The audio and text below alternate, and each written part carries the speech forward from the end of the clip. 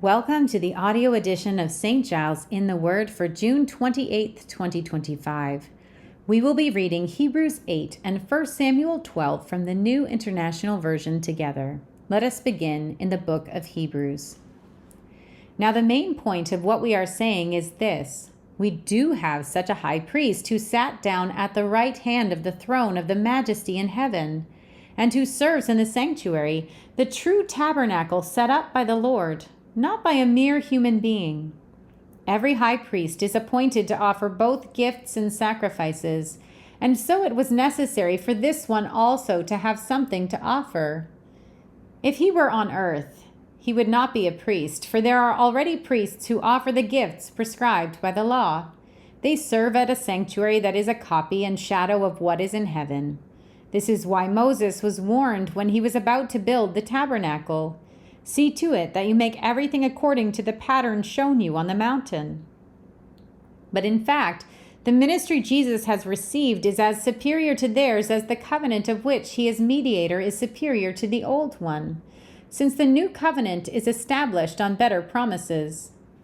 For if there had been nothing wrong with that first covenant, no place would have been sought for another. But God found fault with the people and said, "The days are coming, declares the Lord, when I will make a new covenant with the people of Israel and with the people of Judah. It will not be like the covenant I made with their ancestors when I took them by the hand to lead them out of Egypt, because they did not remain faithful to my covenant, and I turned away from them, declares the Lord. This is the covenant I will establish with the people of Israel. After that time, declares the Lord, I will put my law in their minds and write them on their hearts. I will be their God, and they will be my people. No longer will they teach their neighbor or say to one another, 'Know the Lord,' because they will all know me, from the least of them to the greatest. For I will forgive their wickedness and will remember their sins no more." By calling this covenant new, he has made the first one obsolete, and what is obsolete and outdated will soon disappear. We turn now to 1 Samuel. Samuel said to all Israel, "I have listened to everything you said to me and have set a king over you. Now you have a king as your leader. As for me, I am old and gray, and my sons are here with you. I have been your leader from my youth until this day. Here I stand. Testify against me in the presence of the Lord and his anointed. Whose ox have I taken? Whose donkey have I taken? Whom have I cheated? Whom have I oppressed? From whose hand have I accepted a bribe to make me shut my eyes? If I have done any of these things, I will make it right." "You have not cheated or oppressed us," they replied. "You have not taken anything from anyone's hand." Samuel said to them, "The Lord is witness against you, and also his anointed is witness this day, that you have not found anything in my hand." "He is witness," they said.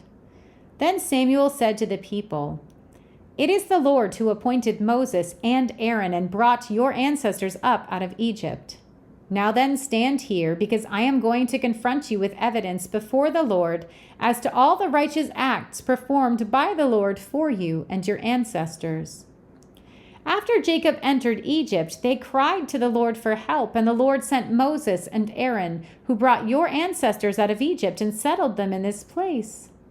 But they forgot the Lord their God, so he sold them into the hands of Sisera, the commander of the army of Hazor, and into the hands of the Philistines and the king of Moab, who fought against them.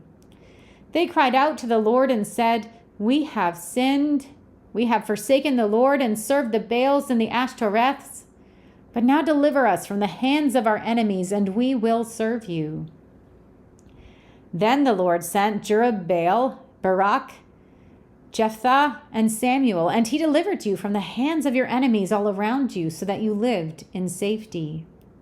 But when you saw that Nahash, king of the Ammonites, was moving against you, you said to me, 'No, we want a king to rule over us, even though the Lord your God was your king. Now here is the king you have chosen, the one you asked for. See, the Lord has set a king over you. If you fear the Lord and serve and obey him and do not rebel against his commands, and if both you and the king who reigns over you follow the Lord your God, good. But if you do not obey the Lord, and if you rebel against his commands, his hand will be against you, as it was against your ancestors. Now then, stand still and see this great thing the Lord is about to do before your eyes. It is not wheat harvest now. I will call on the Lord to send thunder and rain, and you will realize what an evil thing you did in the eyes of the Lord when you asked for a king. Then Samuel called on the Lord, and that same day the Lord sent thunder and rain. So all the people stood in awe of the Lord and of Samuel. The people all said to Samuel, "Pray to the Lord your God for your servants so that we will not die, for we have added to all our other sins the evil of asking for a king." "Do not be afraid," Samuel replied. "You have done all this evil, yet you do not turn away from the Lord. But serve the Lord with all your heart. Do not turn away after useless idols. They can do you no good, nor can they rescue you, because they are useless. For the sake of his great name, the Lord will not reject his people, because the Lord was pleased to make you his own. But as for me, far be it from me that I should sin against the Lord by failing to pray for you.